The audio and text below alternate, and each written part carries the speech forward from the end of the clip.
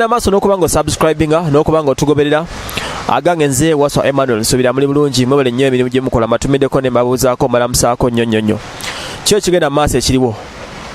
mukola omulimu gw'amaanyi Waswa Emma Trust Media UG musubscribers mutugoberedde bannanuupu bulijjo babyogerera mu nkukutu omuba people power naye leero mbadde ndi ku social media nendaba nga omukulu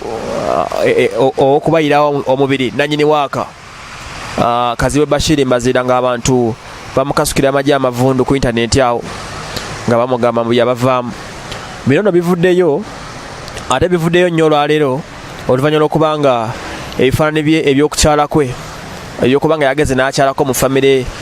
ya mukyala we okukyazibwa bireese oluyogaano nga bamu ku bamembazi ba nuupu boogera ebisongovu n'ebikikinike bagamba nti omusajja ono bo bali mu kweyagala bali mu kukola mikolo nga bannanuupu bangi bali mu kutoba bali mu makomera bali mu kubonaabona abantu bujosi bamativu Bashir afunye obuzibu bw'amaanyi compared ku munne Segirinya Muhammad owa Kawempe North bano bona balondebwa ku mase y'abantu olwokuba nti bali too close ku Bobi Wine. Segirinya kale yalondebwa kuba nti yali akoze bingi bye yali akoze ng'akyali ku level ye naye Bashir Bazira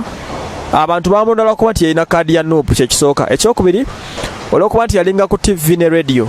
ng'akola ebyo abantu byagala okuwulira amawulire ge yalinga aweereza n'okwefuula alwanirira abantu. People thought nti bwaligenda mu parliament ajja kubeera Kazibwe Bashir y'omu oli naye yali akagenda mu parliament we bati ebigo byatandikirawo okuyitingana nti bamuliisiza Kazibwe yalidde biki n'abeera silent. Kati challenge gyasanze okuva lwe baabalonda abantu tebaddanga mukola Kazibwe mu public yasirika takyayogera ku nsonga ziruma abantu kale oba toyogera abeera ng'oyamba naye tayamba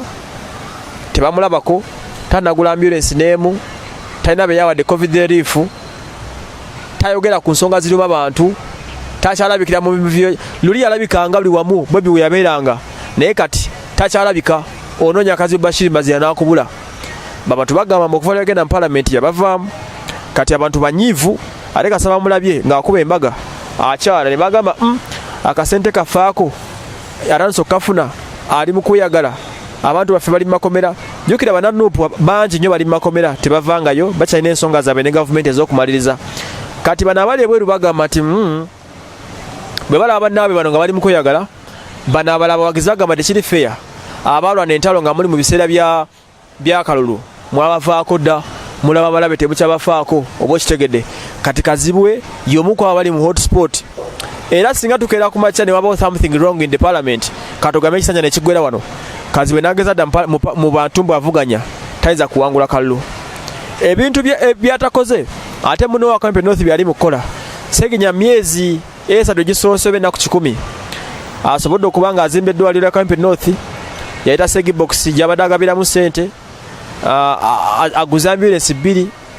ayambye abantu omulaba nga ali so active ne mu kaseera kana COVID-19 nga tuli mu lockdown tewali mmere abantu bagamba Kazibwe tebamutegeera bulungi. People even have beliefs nti Kazibwe ayinza okuba yalya ssente n'abavaamu tayinza okuba yanoonya kaadi kati nga yabeesonyiwa awo we tuli ate abaganda bagamba nti tewali wava mukka nga tewali muliro ebiseera ebisinga kati Bashir internet etansobola okuba nga emukolokota bana people power siba mativu olw'enkola ye y'ebintu okitegedde so kati awo bwe bamala okwogera ekyo oluusi onoonya omuwolereza ne wakubula oli ajja agenda gavumenti Segirinya abikola ayinza okuba ina extra cash gwakozesa nti kale nti ate gwe Kazibwe Bashir emmotoka emiliyoni 2 baazibawa zaafuluma ezo ne zizaalagawa tetumanyi omusaala gwo okuva lwayingira parliament kuva lwalayira batandika dde ogubala bakukuteereddeyo laafu lolayinza okubala abala ng'ofunye obukadde nga 3 mu nnaku zo 10 esose parliament naye abantu baddizaako ki mwana tuna abantu bawansi bano balaba tebeetaaga bingi weetaaga n'okeera ku makya n'okwata miliyoni 10 nyingi na nnyo n'ozibasigamu kati Segirinya namulabye n'atambula mbu atambuza agenda agaba eŋŋano agigabira abavubuka kale ogenda okulaba nga ebyo bye bavunaana Kazibwe si byalina okukola nga parliamentarian naye kati ku Uganda level kyavaawo parliamentarian omulimu gwe okukola amateeka oba okugabaga kyokka naye kati kyakyukamu abantu bagenda kulya mateeka, abantu baagala ssente, abantu baagala mmere, oba kitegedde. Kakati webabeerawo nga bali mu kufa njala, nga gwe yagamba nti obayirawo omubiri ne bakuwa akalulu kaabwe tobaliiko, mutuufu olaba nga obaliddemu olukwe. Kati so Kazibwe Bashir Mbazira bw'atayinza kifuba ng'akiza munda gye tugenda, bw'aba takyusiza mu nkola y'ebintu. Nze Waswe Emmanuel.